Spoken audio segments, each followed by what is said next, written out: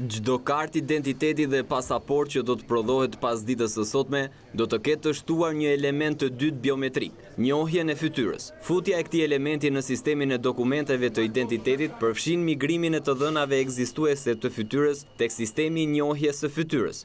Ky projekt për momentin është në fazën e migrimit të dhënave ekzistuese të sistemit, që është parashikuar të përfundojë brenda muajit qershor 2014. Mund të themi me shumë siguri që sot Republika e Shqipërisë ka pasaporta dhe karta identiteti me element sigurie pas një dyshim më progresiv se sa çdo vend tjetër në Bashkimin Evropian, dhe unë kam shumë shpresë nga ana tjetër kjo do na japi dhe do na krijojë një mundësi të mirë të zhvillojmë hetime më efikase. Nuk është e mundur të bëhen avancime teknologjike pa patur të gjitha pjesët së bashku. Së dyti doja të theksoja edhe atë që përmendi ministri, që është përforcimi të gjithë procedurave dhe kërkesave për Bashkimin Evropian.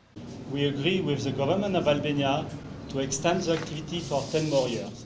Kemi rënë dakord me qeverinë shqiptare për të vazhduar projektin për 10 vjet të tjera, për të prodhuar dokumenta identiteti, si dhe të implementojmë shërbime të reja, të cilat lidhen me dokumentat biometrik. Biometric document.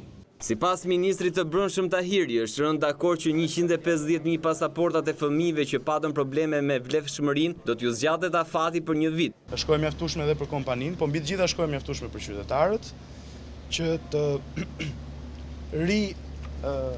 aplikojnë dhe të ripajisen me pasaporta me afat rregullt.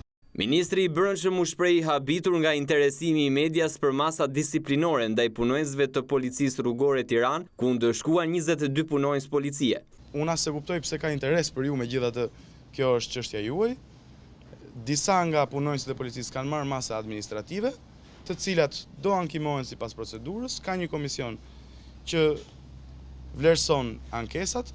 Unë jam në mbështetje të punonjësve të policisë së shtetit, në këtë rast edhe të punonjësve të Policisë Rrugore të Tiranës, që sipas meje kanë bërë detyrën, pavarësisht se ka disa aspekte procedurale që në këtë rast duhet shikohen mirë, dhe masat sipas meje duhen parë me objektivizëm, siç ka ndodhur, sepse ata që shkelin procedurën sigurisht ka masa.